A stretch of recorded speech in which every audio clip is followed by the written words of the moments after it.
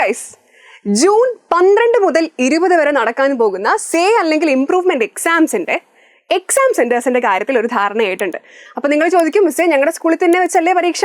അങ്ങനെയല്ല മക്കളെ, say exam അല്ലെങ്കിൽ ഇംപ്രൂവ്മെന്റ് എക്സാമിന്റെ കാര്യത്തിൽ ചെറിയ മാറ്റമുണ്ട്. അപ്പോൾ ഇതാണ് നിങ്ങളുടെ പരീക്ഷാ കേന്ദ്രം സംബന്ധിച്ച് വന്നിട്ടുള്ള ഓർഡറിന്റെ ഫസ്റ്റ് പേജ്. ഓക്കെ, അപ്പോൾ ഇതിൽ നോക്കി കഴിഞ്ഞൊരു എക്സാമ്പിൾ വെച്ച് പറഞ്ഞുതരാം. ഇപ്പം നോക്കിയാൽ ഇവിടെ ട്രിവാൻഡ്രത്തെ ഒരു സ്കൂളുകളുടെ കേസ് ഉണ്ട്.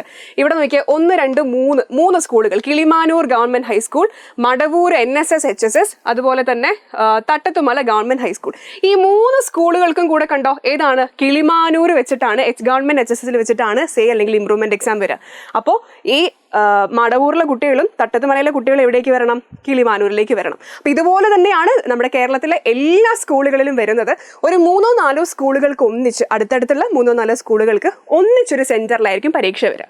മനസ്സിലായല്ലോ? അപ്പോൾ നിങ്ങൾക്ക് നിങ്ങളുടെ സ്കൂളിൽ തന്നെ ആയിക്കൊള്ളണമെന്നില്ല. നിങ്ങൾക്ക് ചിലപ്പോൾ അടുത്തുള്ള വേറെ ഏതെങ്കിലും സ്കൂളിലായിരിക്കാം സേ എക്സാം അല്ലെങ്കിൽ ഇംപ്രൂവ്മെന്റ് എക്സാം വരുന്നത്. സംഭവം ക്ലിയർ ആയല്ലോ?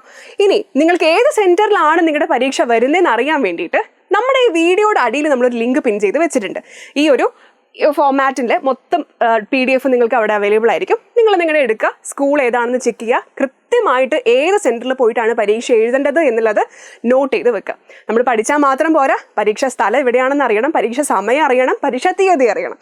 അപ്പം സെൻറ്റർ നിങ്ങൾക്ക് ഈ ഒരു PDF-ൽ നിന്ന് കിട്ടും. നിങ്ങൾ സമയവും ഏത് തീയതി എന്നുള്ളത് നോക്കിയായിരുന്നോ? ഇതാ മിസ് കഴിഞ്ഞ ദിവസം ഒരു വീഡിയോ ഇട്ടിരുന്നു അല്ലേ, എല്ലാ കാര്യങ്ങളും കൃത്യമായിട്ട് പറഞ്ഞിട്ട്. അപ്പോൾ നിങ്ങളത് നോക്കിയിട്ടില്ല എന്നുണ്ടെങ്കിൽ ആ ഒരു വീഡിയോ നമ്മൾ ഈ കമൻറ്റിൽ പിൻ ചെയ്ത് വെച്ചിട്ടുണ്ട്. അപ്പോൾ ഡേറ്റും എക്സാമിൻ്റെ സമയമൊക്കെ കൃത്യമായിട്ട് നോക്കി വെക്കുക. എന്നിട്ട് അടിപൊളിയായിട്ട് പ്രിപ്പയർ ചെയ്യുക, നന്നായിട്ട് പരീക്ഷ എഴുതി നല്ല മാർക്ക് മേടിച്ച് വരിക. റെഡിയാണല്ലോ? അപ്പോൾ 3 കാര്യങ്ങളാണ് ശ്രദ്ധിക്കാനുള്ളത്. 1, പരീക്ഷ എഴുതാൻ പോകുന്ന സ്ഥലം, സമയം, തീയതി. റെഡി? All the best.